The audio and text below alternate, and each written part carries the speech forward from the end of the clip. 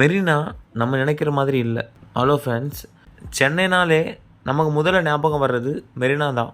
ஆனால் இன்றைக்கி நாம் பார்க்குற இந்த அழகான அகலமான மெரினா ஒரு காலத்தில் இப்படி இல்லவே இல்லைன்னு சொன்னால் நம்புவீங்களா? வெறும் 150 வருஷத்துக்கு முன்னாடி மெரினா கடற்கரை இவ்வளோ பெருசாக கிடையாது.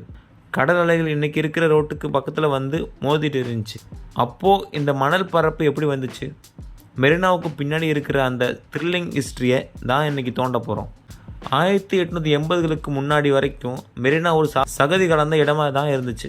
அப்போ மெட்ராஸ் கவர்னர் இருந்த மவுண்ட் டுவர்ட் கிரான்டாஃப் அப்படிங்கிற ஒருத்தர் தான் இதோட அழகை ரசித்து இதை உலகத்தரம் வாய்ந்த கடற்கரையாக மாற்றணும்னு பிளான் பண்ணார். அப்போது ஒரு சுவாரஸ்யமான விஷயம் நடந்துச்சு. மெட்ராஸ் ஹார்பர் கடலோட நீரோட்டம் மாற ஆரம்பிச்சிது. வடக்கு பக்கத்தில் கடல் அரிப்பு ஏற்பட்டு தெற்கு பக்கமாக மெரினாவில் கடல் மணல் வந்து குவிய ஆரம்பிச்சிது.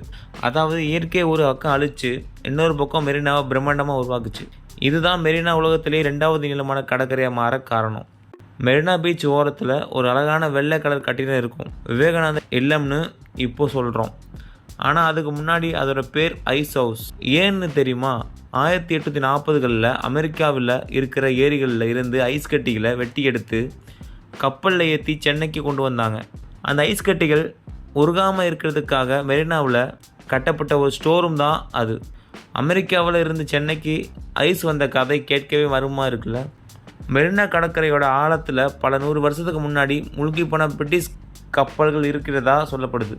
1782 வந்த ஒரு பெரிய புயலில் சுமார் 100க்கும் மேற்பட்ட கப்பல்கள் மெட்ராஸ் கடலோரத்தில் முழுகிருச்சாம். இன்றைக்கி கடலுக்குள்ளே ஆழமாக போனால் அந்த சிதைவுகளை பார்க்கலான்னு சொல்கிறாங்க. மெரினா கலங்கரை விளக்கம் லைட் ஹவுஸ் 4 முறை இடம் மாறி இருக்கு. ஒவ்வொரு கலங்கரை விளக்கத்துக்கும் பின்னாடி ஒரு போர் கதை ஒளிஞ்சிருக்கு. மெரினா பீச் பார்க்க அழகாக இருந்தாலும் இங்கே குளிக்கிறது ரொம்ப ஆபத்து. ஏன்னா இங்கே ரிப் கரண்ட் அப்படிங்கிற ஒரு மர்மமான நீரோட்டம் இருக்குது.